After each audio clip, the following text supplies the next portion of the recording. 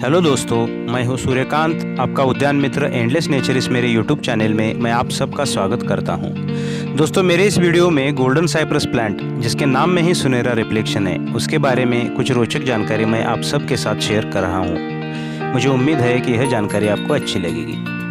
दोस्तों, हर प्रजाति का एक मूल होता है। गोल्डन साइप्रस भी सरू की प्रजाति से रिलेटेड है। नॉर्थ अमेरिका के मूल निवासी इन सरू के पेड़ों का मूल वंश बहुत ही पुराना है। वैज्ञानिकों की रिसर्च के अनुसार साइप्रस के मूल वंश का इतिहास तकरीबन 6500 से अधिक वर्षों का है।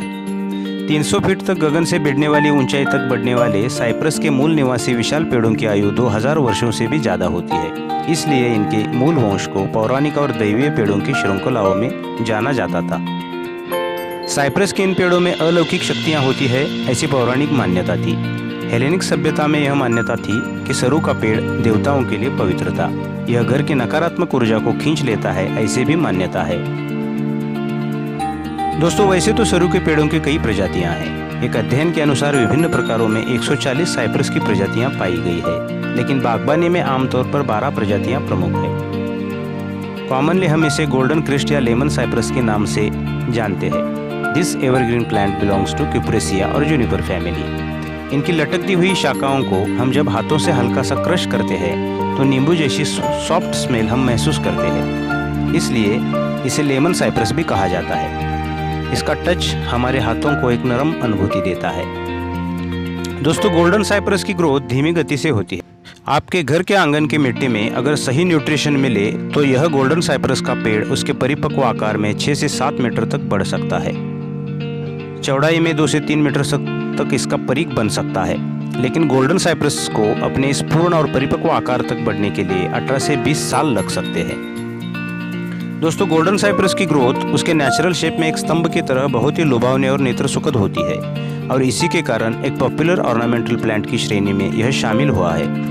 नेचुरली एक पिरामिड की तरह इसका आकार होता है। आपके घर के आंगन के बॉर्डर साइड पे एक आदर्श डिस्टेंस के साथ इनका प्लांटेशन किया जाए और इन्हें इनकी नेचुरल शेप में बढ़ने दिया जाए तो वह नज़ारा कुछ सालों बाद ऐसा दिखेगा जैसे बॉर्डर साइड पे एक पिरामिड की श्रृंखला खड़ी है। इनफैक्ट यह बात गार्डन की बड़ी और खुली जगह पे डिपेंड करती है। दोस्तों, गोल्डन साइप्रस की सजावट को देखा जाए तो हम इसे हमारी बालकनी या विंडो विल्स पे गमलों में आसानी से ग्रो कर सकते हैं। वैसे भी यह लो मेंटेनेंस वाला प्लांट है। अगर सनलाइट या आंशिक सूरज की रोशनी अच्छी तरह से मेंटेन होती है तो हम इसे अपनी लिविंग रूम, यहाँ तक के बेडरूम में भी लगा सकते हैं। It's perfect fit for any sunny corner in our home. दोस्तों, golden cypress air purifier plant की श्रेणी में आता है, इसलिए घर के वातावरण की शुद्धि में यह अपना योगदान देता है। दोस्तों, गोल्डन साइप्रस को हम हमारे घर के वेस्ट और साउथ फेसिंग एरिया में बहुत अच्छी तरह से ग्रो कर सकते हैं, क्योंकि पूरे साल भर में naturally west and south direction में सूरज की रोशनी क्लाउडी सीजन को छोड़कर हमेशा रहती है। सूरज के दक्षिणायन काल में, मतलब नवंबर से फरवरी तक, समशीतोष्ण कटिबंधीय जगहों पर हर घर का नॉर्थ एरिया थोड़ा शेडी हो जाता है। इसलिए डायरेक्ट सनलाइट उस जगह के प्लांट्स को नहीं मिलती, वहाँ के गमलों की मूवमेंट करनी पड़ती है। इसलिए साउथ और west facing area golden cypress के लिए ग्रेट लोकेशन होता है।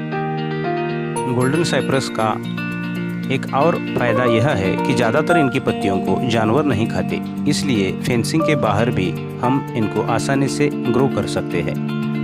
दोस्तों, अगर इनके सर्वाइव करने की बात की जाए तो गोल्डन साइप्रस को सूरज की हमेशा गर्म और तेज रोशनी सहन करने में दिक्कत आती है। खास तौर पर ज़मीन में लगाए गए पौधों से ज़्यादा पॉट्स में लगाए गए पौधों को देखभाल की थोड़ी ज़्यादा ज़रूरत होती है।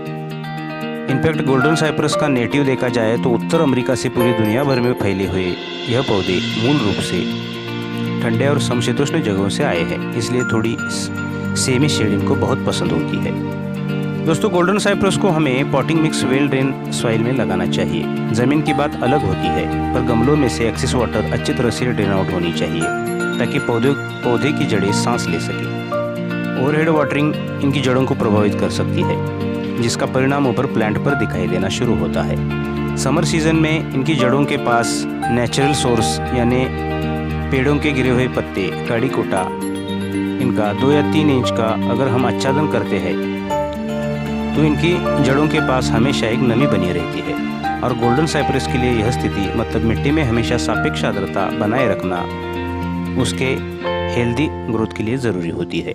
इसलिए यह मेंटेन करना ज़रूरी है कि ओवरहेड वाटरिंग भी ना हो और पानी की कमतरता भी ना हो। बस हमें मिट्टी को मॉइस्ट रखना है।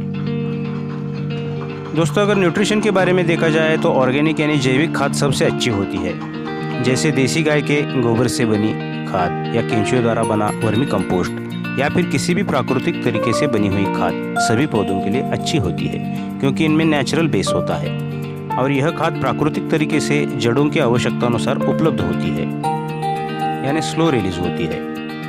केमिकल फर्टिलाइजर में लिक्विड और ग्रैन्युलर बेस में जिसमें एनपीके की सही मात्रा मेंटेन की गई हो, ऐसी खाद भी हम गोल्डन साइप्रस को उसके मेन ग्रोइंग सीजन में मतलब फरवरी से अगस्त तक दे सकते हैं। दोस्तों, प्लांट न्यूट्रिशन साइकिल में किन खाद्य तत्वों का सही से उपयोग होता है, इस बात पर हम एक अलग वीडियो में डिस्कस करेंगे। दोस्तों, गोल्डन साइप्रस की लीव्स ब्राउन होना एक आम समस्या है।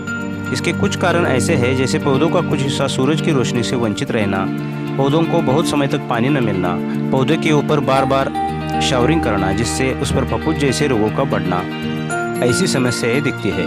ऐसे में हमें फफूंदनाशक दवा का हल्का सा छिड़काव करना चाहिए।